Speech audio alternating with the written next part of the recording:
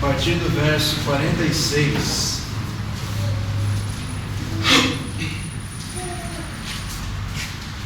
Nós vamos ler os versos 46 ao 52, até o final do capítulo.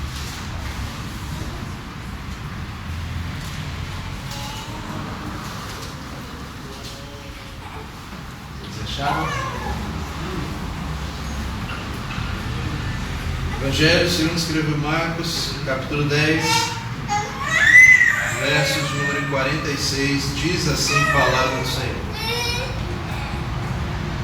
E então foram para Jericó, e quando Jesus e seus discípulos e uma grande multidão saíam de Jericó, junto ao caminho estava sentado um mendigo cego, chamado Bartimeu, filho de Timeu. Quando ele ouviu que era Jesus Nazareno que passava, começou a gritar dizendo: Jesus, filho de Davi, tem compaixão de mim. Então muitos o repreendiam para que se calasse, mas ele gritava ainda mais: Filho de Davi, tem compaixão de mim. Então Jesus parou e disse: chamem-o. Então chamaram o cego, dizendo-lhe: coragem, levanta-te, ele está te chamando. E lançando de si a sua capa, levantou-se de um salto e dirigiu-se a Jesus. Então Jesus lhe perguntou: que queres que eu te faça? Então o cego respondeu: mestre, que eu volte a ver. Então Jesus lhe disse: vai, a tua fé te salvou. E imediatamente ele recuperou a visão e foi seguindo a Jesus pelo caminho. Esta é a palavra do Senhor. Vamos orar mais uma vez, agradecer pela leitura da palavra dele. Senhor, humildemente nós nos reunimos nessa manhã para cultuar o Teu santo nome. Diante de nós, ó Deus, está a Sua palavra, nós já lemos, já cantamos e oramos.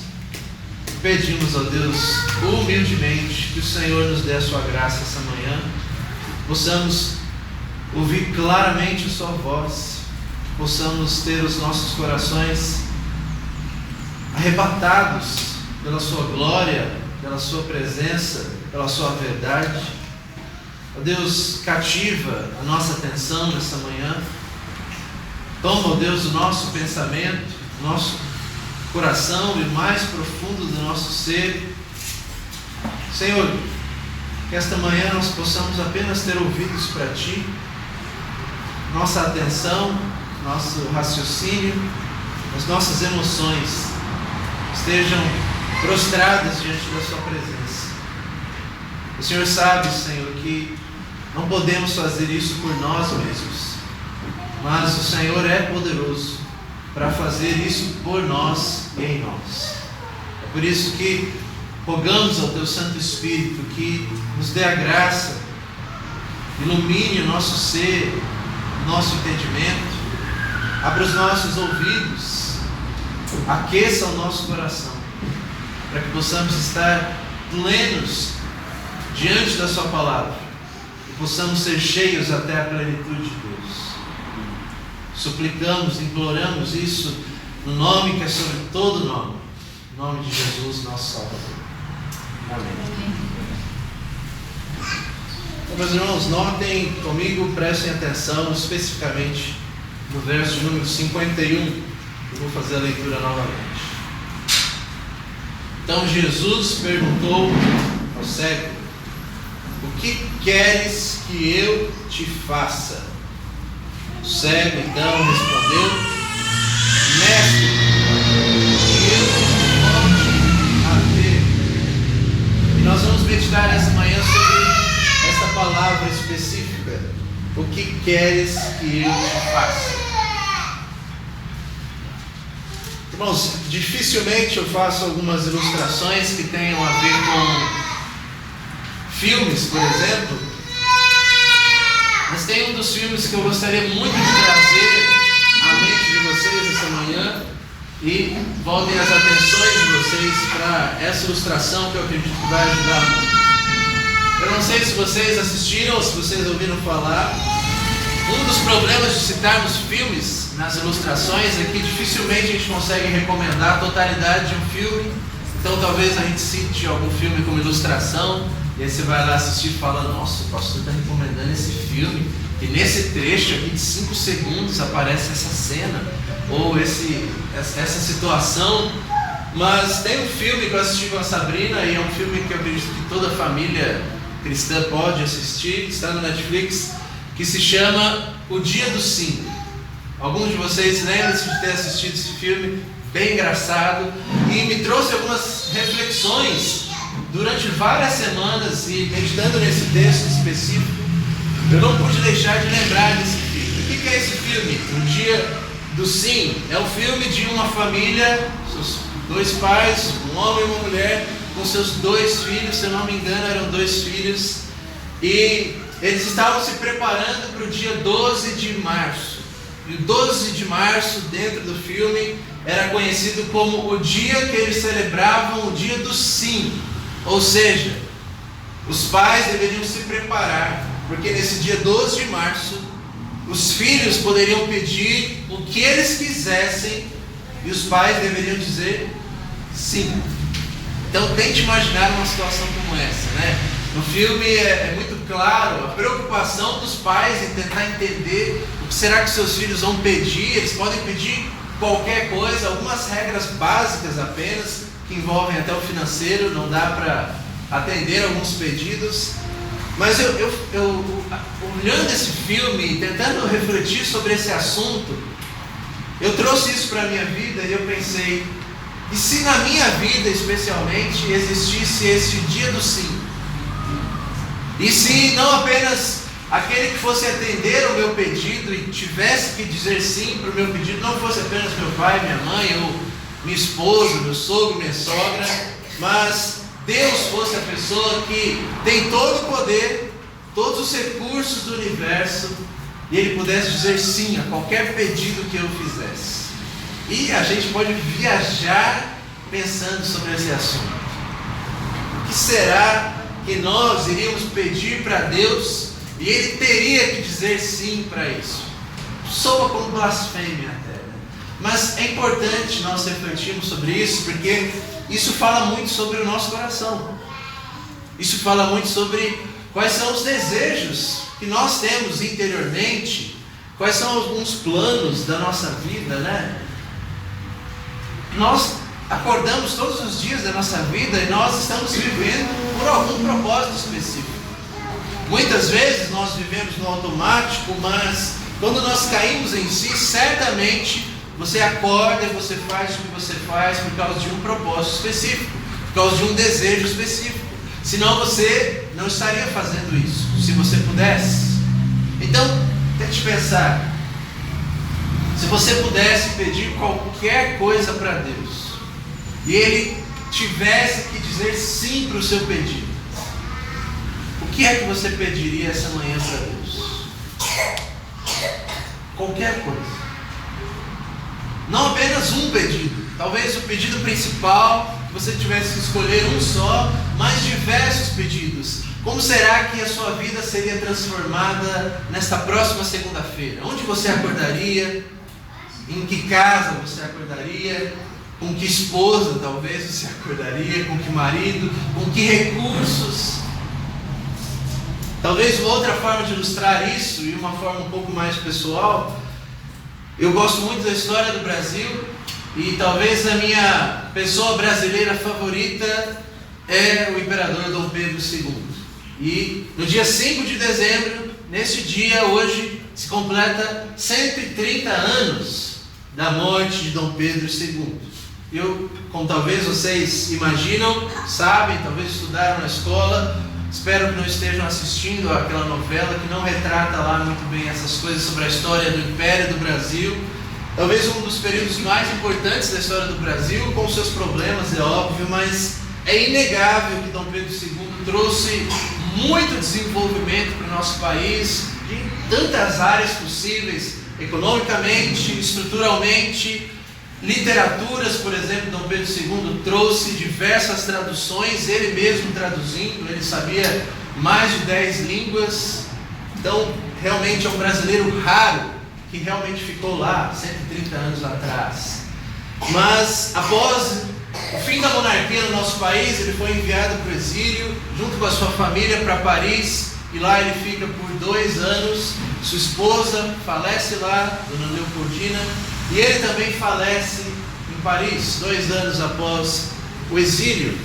E quando o Conde d'Eu, que foi o seu genro, esposo da princesa Isabel, aquela que foi a autora de libertar os escravos, a Lei Áurea, está preparando ali a cerimônia fúnebre, onde a França preparou um enterro, um funeral digno de um imperador europeu.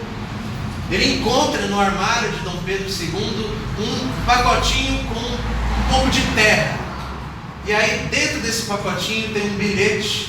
E aí o Conde d'Eu abre esse pacotinho e tem um bilhete escrito o seguinte: essa terra que você está vendo é terra do meu país.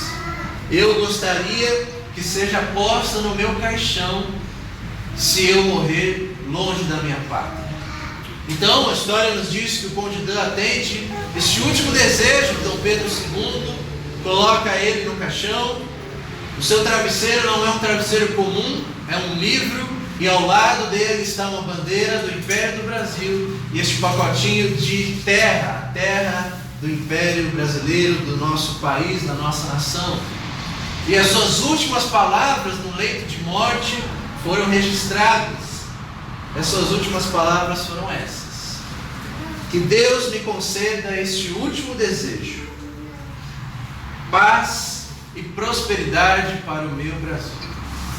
Uma história muito bonita de nós vermos, de uma pessoa que foi exilada, que sofreu muitas coisas, que abdicou de muitas coisas pelo seu país. Ele poderia certamente, no seu último desejo, desejar tantas coisas, inclusive o mal das pessoas que o expulsaram do seu país, mas ele está preocupado com a glória, a paz e a prosperidade, o bem maior da nação do Brasil.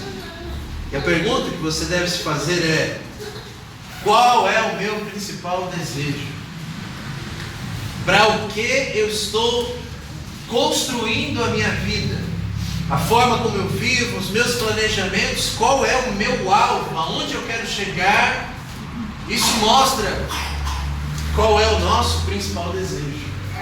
Se nós estivéssemos no leito de morte, tente imaginar essa situação, talvez isso ajude ainda mais você discernir qual é o seu principal desejo. Se hoje você soubesse que ao chegar em casa, após tomar a refeição e o almoço, o Senhor aparecesse para você e dissesse: essas vão ser suas últimas horas, pode fazer o seu último desejo, o seu último pedido. O que é que você pediria do Senhor? O que é que você pediria para os seus pais, para o seu cônjuge, para os seus filhos, para os seus parentes? Note que o nosso Senhor Jesus Cristo, e é interessantíssimo como o Senhor faz isso. Ele chega para este cego, Bartimeu, manda chamá-lo no meio da multidão. Ele está sentado à beira do caminho. Mateus vai registrar essa história dizendo que Jesus manda algumas pessoas trazer esse cego, não apenas chamá-lo. Então as pessoas trazem o cego, que não pode simplesmente andar por conta própria. Ele está diante de Jesus, ele não pode enxergá-lo, e ele apenas ouve essas palavras: o que queres que eu te faça? E eu fico imaginando quão sublime foi isso aos ouvidos deste pobre homem, que ao longo de toda a sua vida teve apenas que pedir, pedir e pedir. Ele só pedia, ele não podia pedir nada demais senão o seu próprio sustento, esmolas, mendigando à beira do caminho. E chega este homem que ele já ouvira falar em Jericó certamente, e ele faz essa pergunta extraordinária: o que você quer que eu te faça? Este homem então responde qual é o seu desejo principal. Mas eu gostaria que antes de nós entrarmos na história propriamente, por gentileza, você acompanhasse comigo um pouco do contexto onde este episódio passa. Lá no capítulo 10, a partir do verso de número 17, você vai ver comigo a famosa e conhecida história do jovem rico. Verso de número 17 diz que Jesus saiu e correu na direção de Jesus. Um homem jovem se ajoelhou diante dele e lhe perguntou: bom mestre, que farei para herdar a vida eterna? Jesus então lhe pergunta: por que me chamas bom? Não há bom senão um, que é Deus. Você já conhece os mandamentos: não matarás, não adulterarás, não furtarás, não dirás falso testemunho, a ninguém enganarás, honra teu pai e tua mãe. Ele, porém, disse: mestre, tudo isso tenho feito desde a minha juventude. Então Jesus, olhando para ele e amando-o, disse-lhe: uma coisa te falta. Vai, vende tudo que tens e dá aos pobres, terás um tesouro no céu. Depois vem e segue. Jesus pede que esse homem abandone tudo que é o mais precioso para ele. O texto nos diz, no verso número 22, que ele, ouvindo essas palavras, ele não fica feliz como esse cego que nós temos.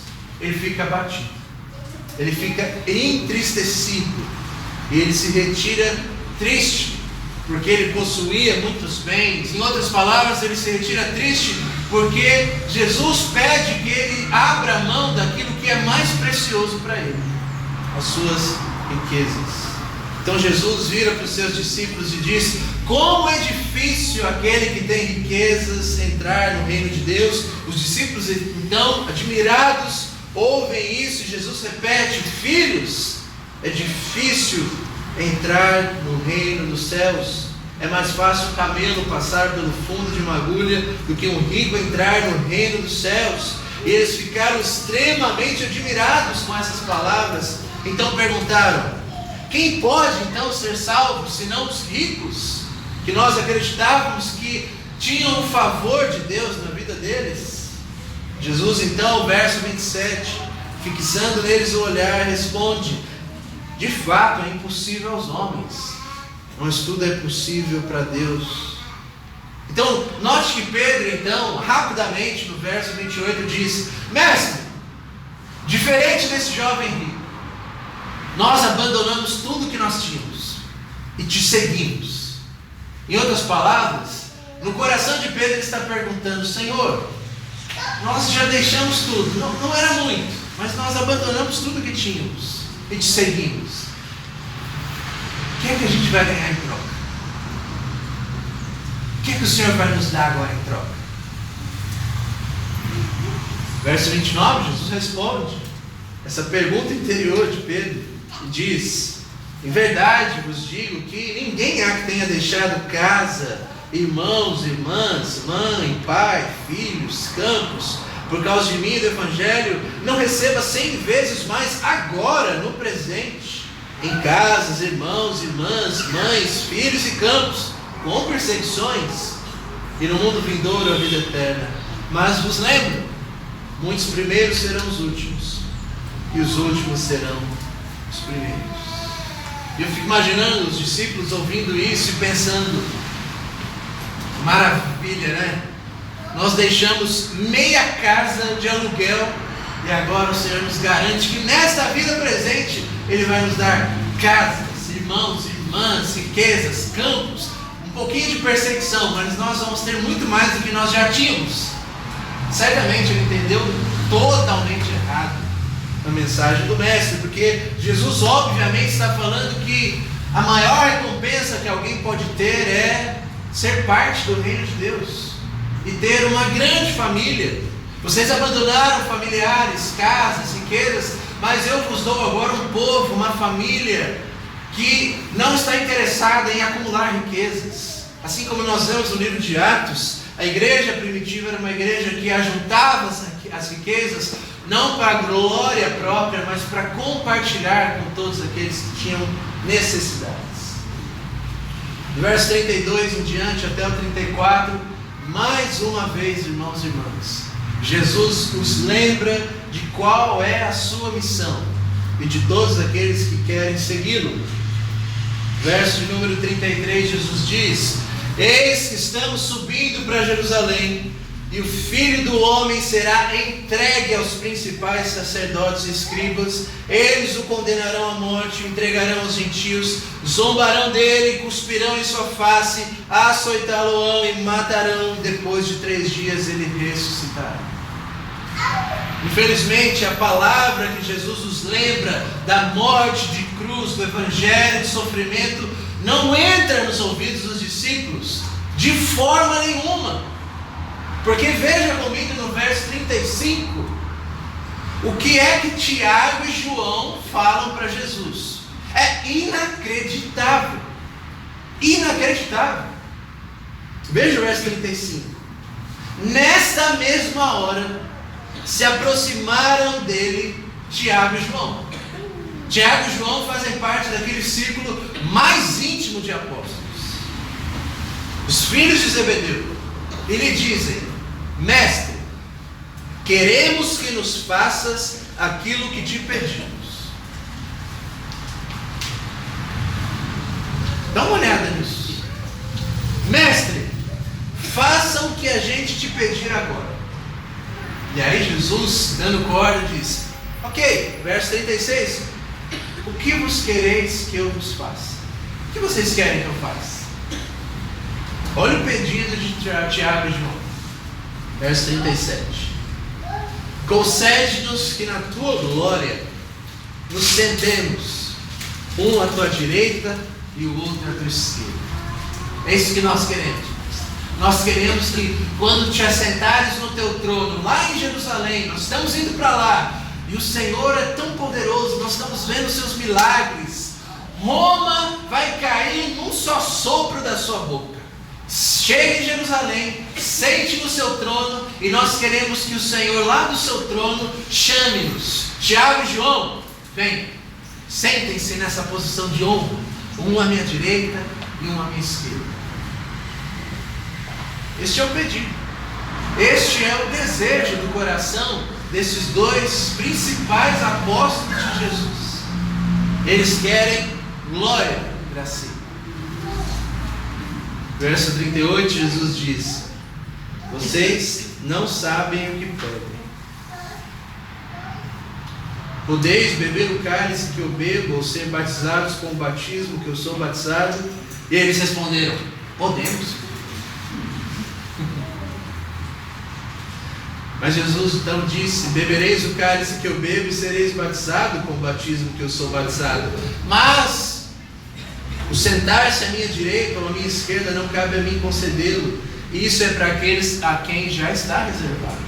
E, obviamente, Jesus está falando do momento que ele ascenderia ao seu trono. E o seu trono é a sua cruz. E quem estaria à sua direita e à sua esquerda são aqueles ladrões.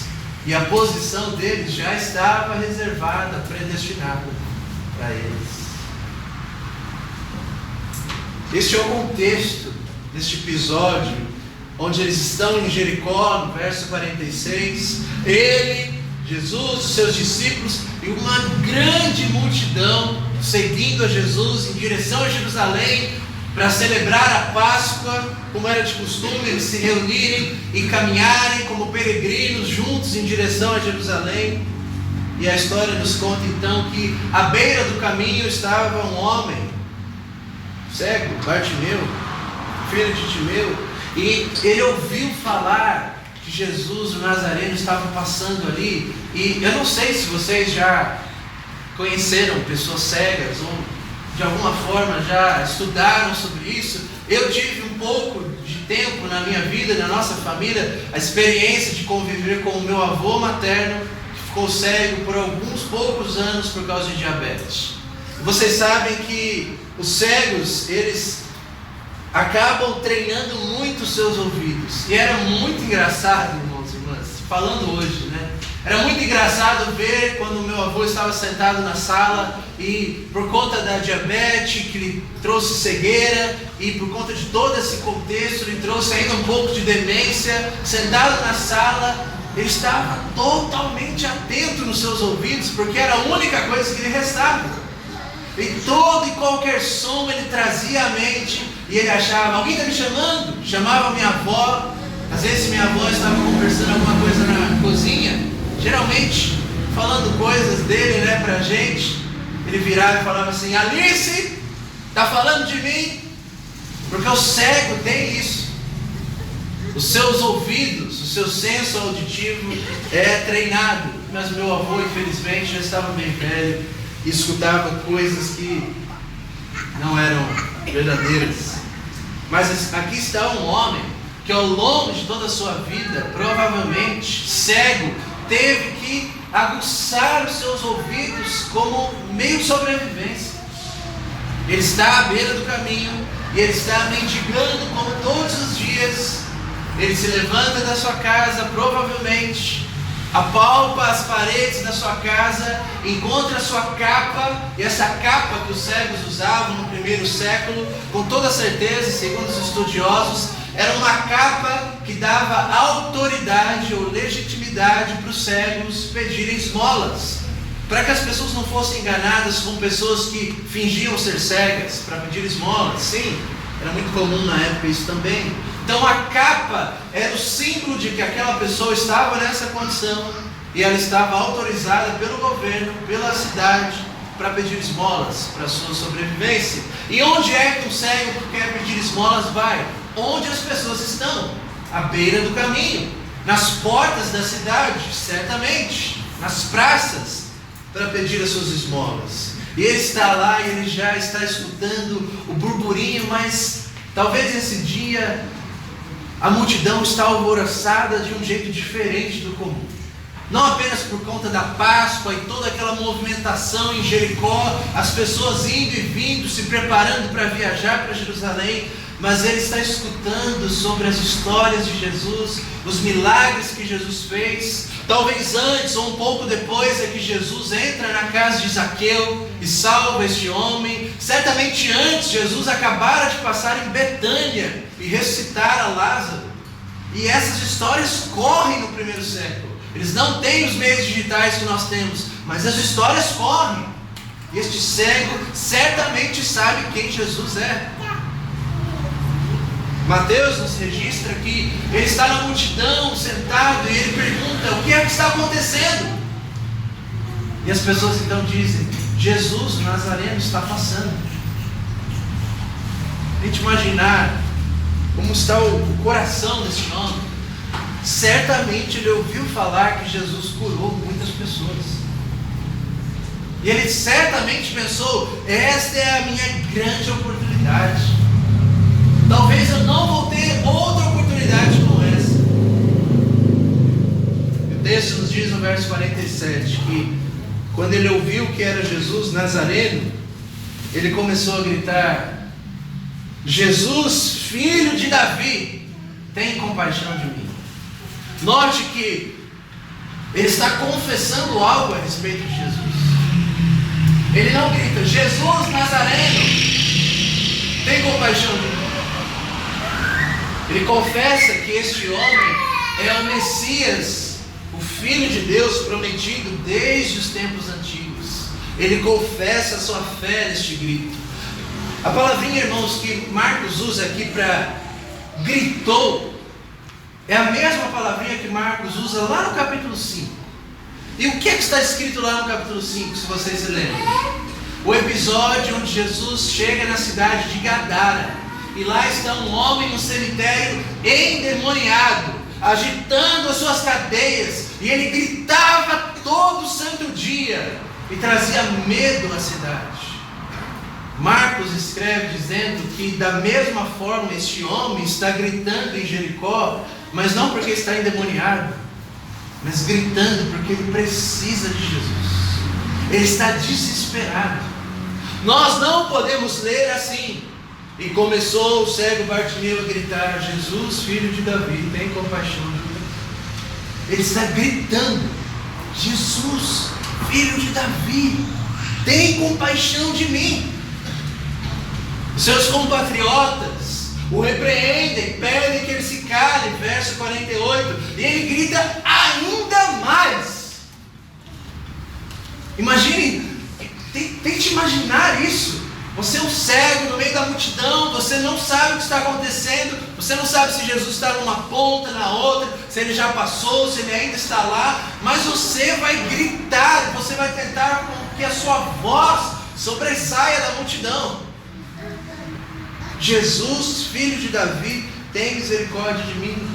Irmãos, o nosso mestre gracioso, ele para no meio do caminho, como ele para em tantas outras situações, como da mulher do fluxo de sangue, ele para o que ele está fazendo, e ele dá atenção a este homem, que a única atenção que ele tinha na vida, era para que as pessoas dissessem: pare de gritar, pare de pedir esmolas, chega.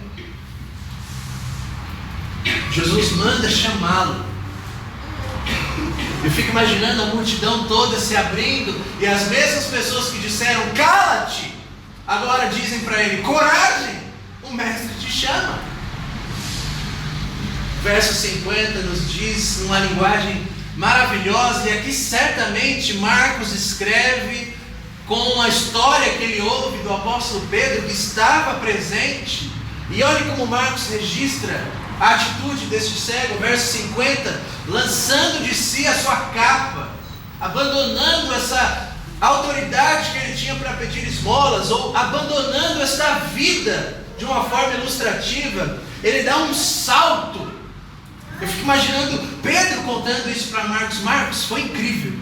Nós estávamos lá, e quando o mestre mandou chamá-lo, a multidão se abriu, e aquele homem imundo, sujo, cego, desprezado, amaldiçoado por Deus, estava lá na beira do caminho, e num ato assim quase cinematográfico, ele joga a sua capa, dá um salto, e as pessoas ajudam a conduzi-lo a Jesus. E no verso 51 está a nossa pergunta. Eu fico imaginando Jesus olhando para aquele homem, e aquele homem perdido, tentando ouvir onde está o mestre, para olhar, ainda que sem os olhos, na sua direção. E Jesus então pergunta para ele: o que queres que eu te faça? Irmãos, que graça, que coisa bela, irmãos. O mestre olhando aquele homem, e o Senhor do universo diante dele, conhece todos os seus pensamentos, seus corações, sonda os sentimentos daquele homem, mas ele faz questão de perguntá-lo: o que queres que eu te faça?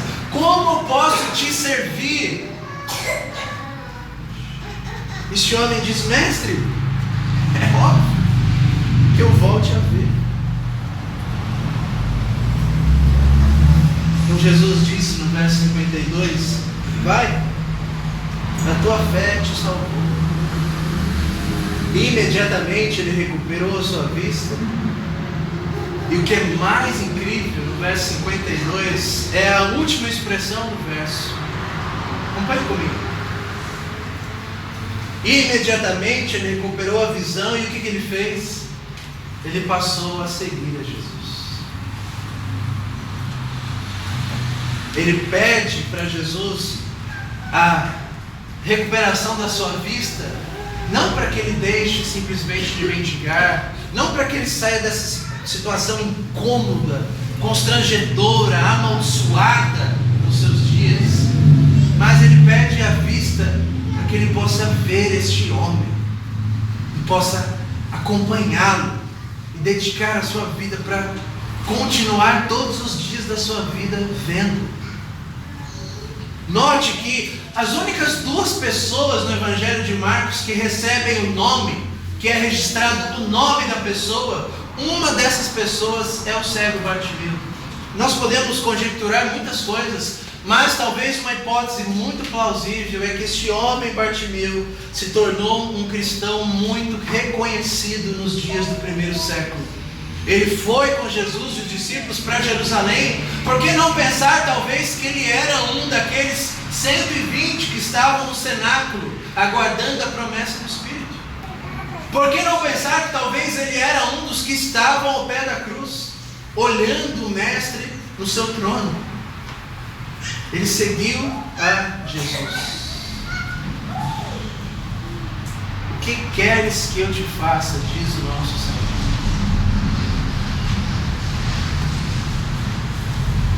Como é que está o seu coração diante desta pergunta? Tão simples, mas tão profunda. Se o mestre estivesse ao longo do caminho e ele parasse para te perguntar isso: o que queres que eu te faça? Ah, meu irmão, minha irmã, o que é que você responderia? Não sei se você se lembra, mas essa mesma pergunta, essa mesma situação aconteceu num outro episódio. Lá em Atos dos Apóstolos, capítulo 9. Nós temos um homem chamado Saulo. E ele está respirando ameaças contra a igreja de Cristo.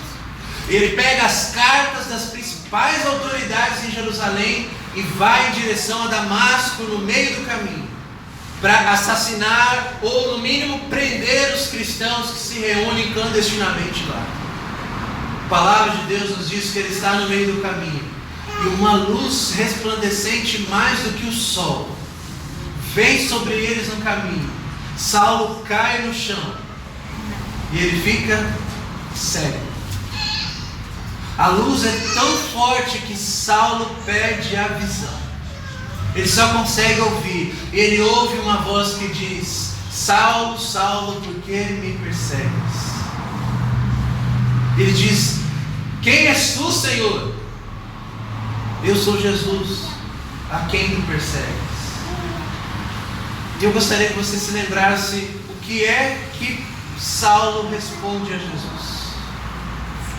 Saulo, cego, na beira do caminho, com o mestre diante dele.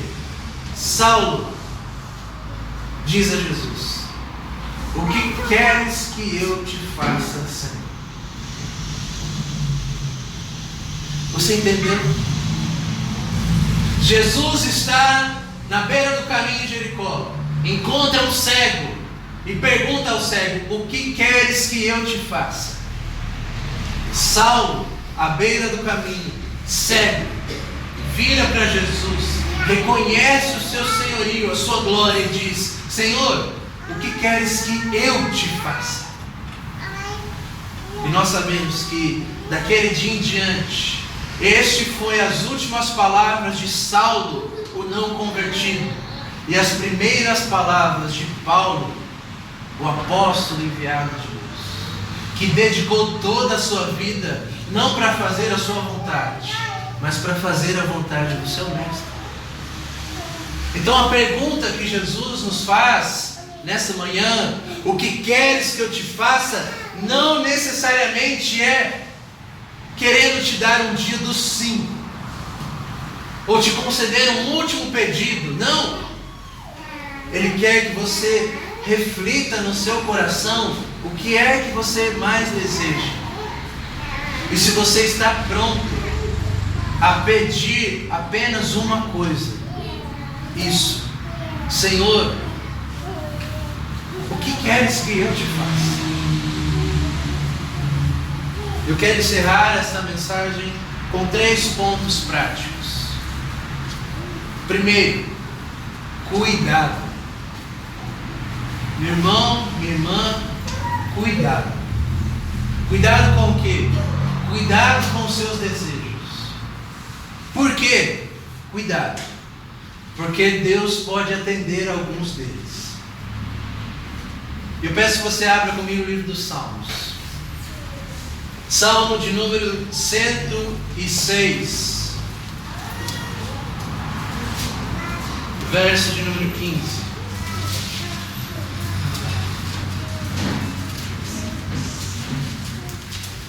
Salmo de número 106, verso 15. Olhe o que diz a palavra de Deus. E o Senhor lhes deu o que pediram, mas fez definhar-lhes a alma.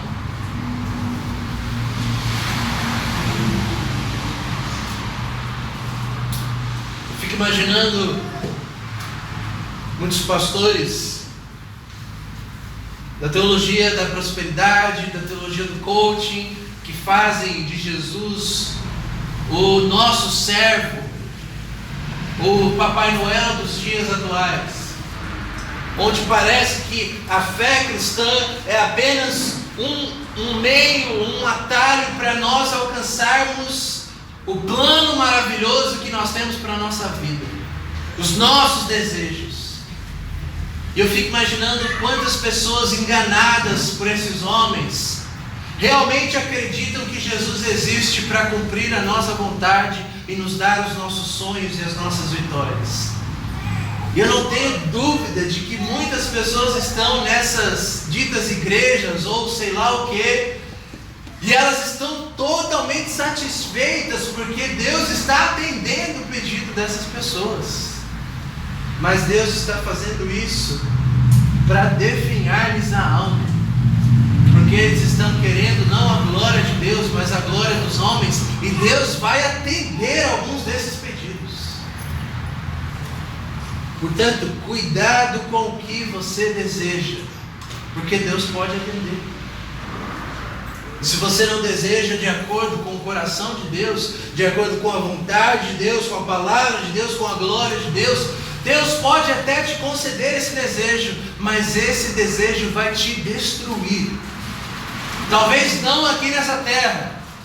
Talvez cada coisa que você pede, Deus irá te atender. Deus vai te dar uma vida confortável, Deus vai te dar riquezas, Deus vai te dar prazeres, Deus vai te dar mulheres, Deus vai te dar o que você pedir, mas isso vai te levar à condenação. Abra comigo ainda um outro salmo, Salmo 78, algumas páginas atrás.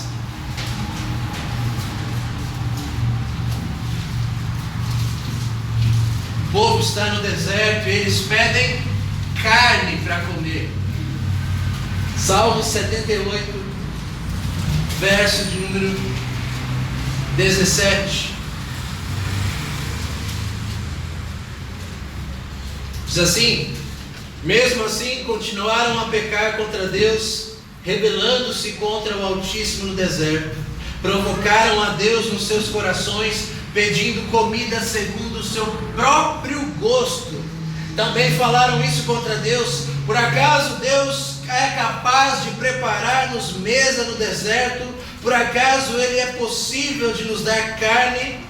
É verdade que Ele feriu a rocha, as águas fluíram, ribeiros jorraram a valer, mas Ele pode nos dar alimento ou preparar carne para o seu povo? Quando o Senhor os ouviu, indignou-se contra eles, lançou fogo contra Jacó, enfureceu-se contra Israel, porque não creram em Deus, nem confiaram na sua salvação. Contudo, Ele deu ordem às altas nuvens, abriu as portas dos céus, fez chover maná sobre eles para que comessem, deu-lhes o pão dos céus. Cada um comeu o alimento dos poderosos, mandou-lhes comida com fartura, fez soprar nos céus o vento oriental, pelo seu poder trouxe o vento sul, também fez chover sobre eles carne como poeira e um bando de aves como a areia do mar.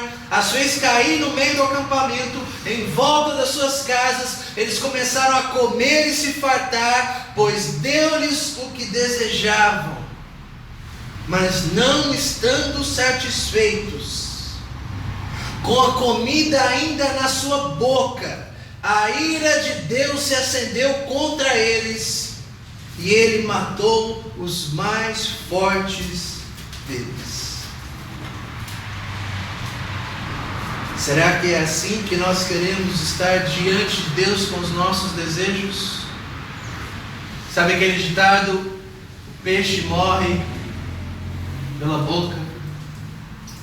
Os seus desejos, irmãos e irmãs, dizem muito sobre quem você pensa que Deus é. E a minha preocupação é que talvez você possa estar sendo enganado pelo seu próprio coração, achando que você está sendo abençoado. Deus está te concedendo o que você quer, mas em tantas ocasiões Deus concede as coisas que os homens querem para a própria condenação deles. Irmãos e irmãs, quantas vezes nós pedimos coisas para Deus, Deus disse não, nós não entendemos, nós ficamos abatidos, entristecidos, não era a nossa vontade,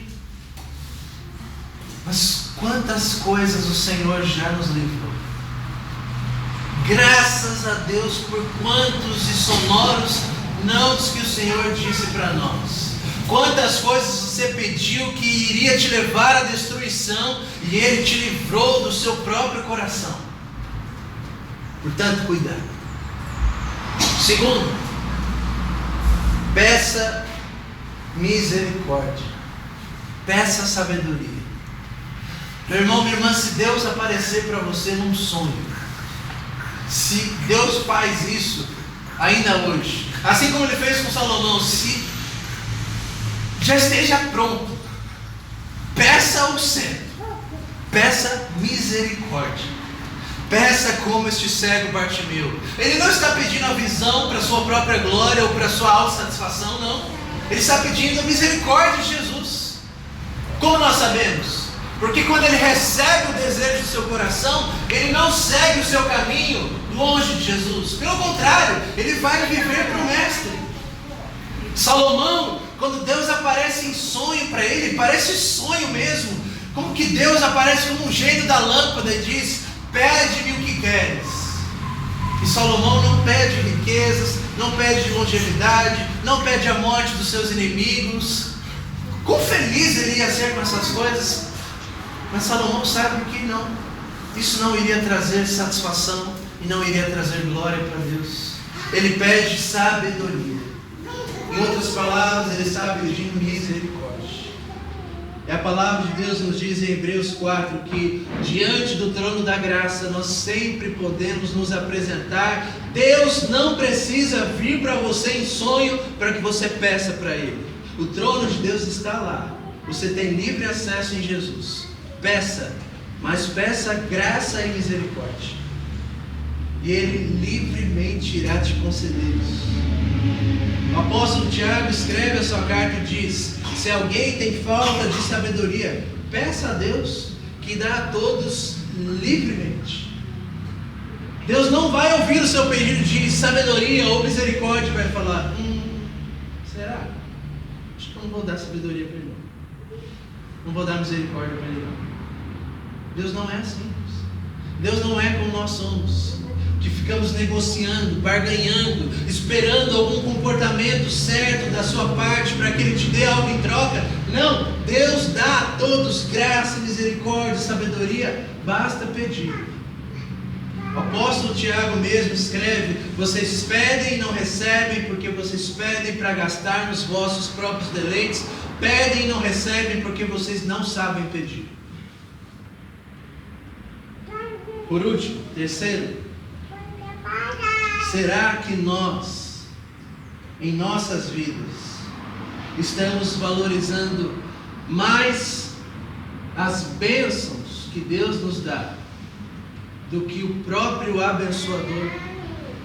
Será que nós ficamos mais felizes com as coisas que Deus nos dá, seja o que for, carro, casa, saúde, cura, e nós nos alegramos mais com essas coisas do que com o próprio Deus? Será que Deus não é suficiente ao ponto de que se Ele não nos der a cura, não nos der os nossos projetos, os nossos planos, nós ainda estaremos satisfeitos em Deus? Ainda no livro de Salmos, abra comigo o Salmo 37, nós vamos finalizar.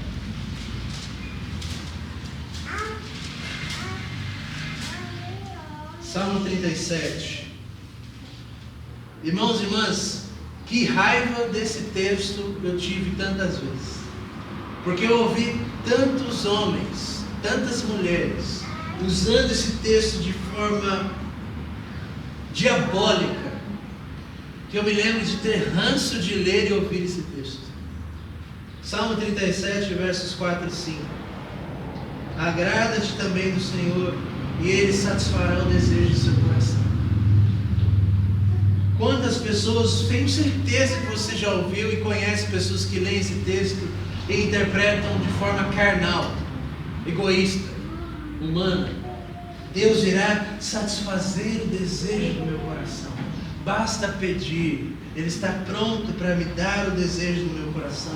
Mas eles esquecem de ler alguns outros textos ao redor.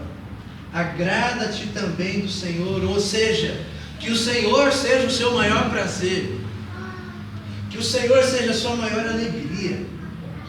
Portanto, se você é uma pessoa que o Senhor é a sua maior alegria, o seu maior prazer, qual vai ser o desejo do seu coração?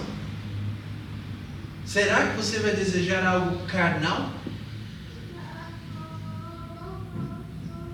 Se o Senhor é a sua maior alegria, Ele vai satisfazer o desejo do seu coração, porque o desejo do seu coração é amar e ter prazer em Deus, se satisfazer com Ele somente. Entrega o teu caminho ao Senhor, confia nele e Ele tudo fará. Eu me lembro do episódio em que Moisés está no pé do monte e ele está orando a Deus, e o Senhor diz para ele: Moisés, olhe para essa terra, olhe para Canaã, olhe tudo que eu estou preparando para vocês, uma terra que mana leite e mel, e os seus inimigos serão expulsos diante de vocês. Eu vou enviar um anjo que vai coordenar cada passo de vocês. E aí Moisés está pensando e diz: Senhor, o Senhor está querendo dizer que o Senhor não vai conosco? E o Senhor diz: sim, eu vou enviar um anjo, o anjo da minha presença, e ele vai com vocês. Olha, vocês vão para essa terra maravilhosa que mana leite e mel, já não vai mais sofrer para plantar, para colher, para cultivar. É uma terra maravilhosa. Moisés vira para o Senhor e diz: Senhor, se tu não fores,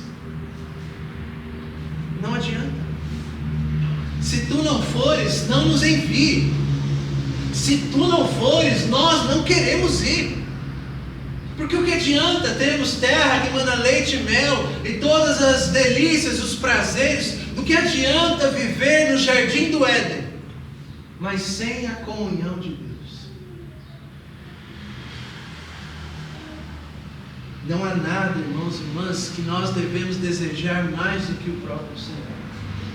Eu gostaria de todo o meu coração que o Senhor, fazendo essa pergunta para nós, você possa refletir sobre quais têm sido os seus desejos mais íntimos e como eles se relacionam com o próprio Deus, e como nós precisamos nessa manhã nos arrepender e conformar a nossa vontade.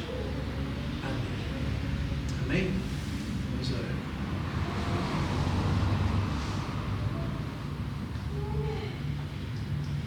Pai que está nos céus, nós te suplicamos que o Senhor nos ensine. Nos ensine, Senhor, a fazer a sua vontade. Pedimos a Deus que conforme o nosso coração a Cristo. Nos faça, ó Deus, amar as coisas que Cristo ama e odiar as coisas que Cristo odeia. A desejar e a planejar e a viver segundo a sua vontade e a sua glória. Ó Deus, nós temos os nossos desejos, as nossas ambições. Nós sabemos, Senhor, que não há nada de errado em desejarmos uma situação melhor para nós, para as nossas famílias, talvez um emprego melhor, uma casa melhor, um pouco de conforto, mas nos ensina, ó Deus, a entender o limite dessas coisas para que nós não pequemos, para que nós não venhamos a nos encontrar nos prostrando às coisas, às bênçãos, aos prazeres deste mundo e não ao Senhor. Como os grandes homens, mulheres santas, homens e mulheres de Deus, que viveram com tão pouco, mas com tanto contentamento, nos ensina a fazer a sua vontade, porque não há prazer e alegria maior do que estar na sua presença. O salmista Davi diz: uma coisa peço ao Senhor e a buscarei, que eu possa viver todos os dias da minha vida na casa do Senhor, para contemplar a beleza e a formosura no seu santuário. Nos ensine a pedir, nos ensine a orar, nos ensine a desejar, nos ensine a viver para a sua glória. Nos ensine a ensinar os nossos filhos nessas verdades, a ensinar os nossos familiares nessas verdades, para que não venhamos a ser enganados por nós mesmos. Por favor, Senhor, nós queremos fazer a sua vontade, em nome do nosso Mestre e Salvador, que nos deu olhos para ver, ouvidos para ouvir, coração para entender. Em nome de Jesus nós oramos.